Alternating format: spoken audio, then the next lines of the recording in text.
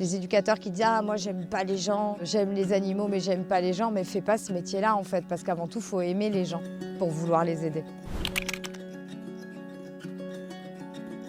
Je suis Mélanie, j'éduque des chiens.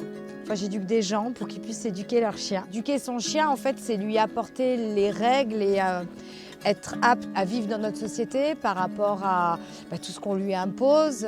C'est pour lui donner une stabilité, pour lui donner un bien-être. Le chien se sentira toujours mieux dans sa tête, mieux avec son maître, s'il y a un échange, une vraie interaction entre l'humain et son chien. On aime les chiens, bien évidemment, ça va de soi. En fait, je me suis vraiment rendu compte que j'aimais l'humain.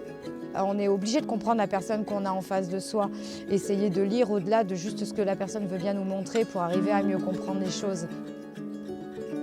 Notre chien est aussi le miroir de ce qu'on est, de ce qu'on reflète, de nos problématiques, nos lacunes. L'éducation, c'est pas juste apprendre des ordres, c'est une remise en question.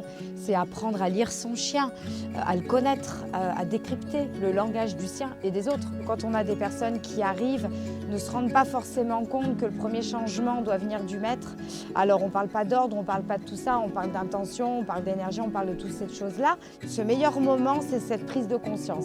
C'est quand tout commence à se mettre en place, s'emboîter, là c'est chouette. Chaque chien est différent, il n'y a pas une méthode pour tous les chiens.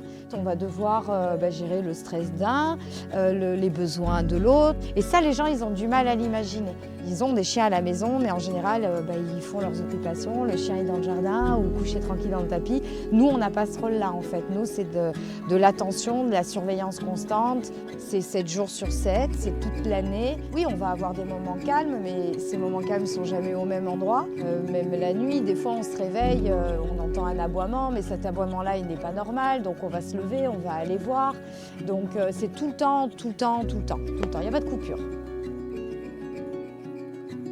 J'avais eu une personne qui est arrivée avec son chien où les vétos, des éducateurs canins avaient parlé d'euthanasie. Quand j'ai réussi à lui apporter toutes les clés et le travail nécessaire pour que justement il puisse garder son chien et que j'ai vu son grand sourire et son soulagement en fait. Et c'est là où oui, j'ai compris beaucoup de choses. Je me suis sentie vraiment à ma place à ce moment-là, de savoir que je peux apporter autant pour le chien que pour l'humain.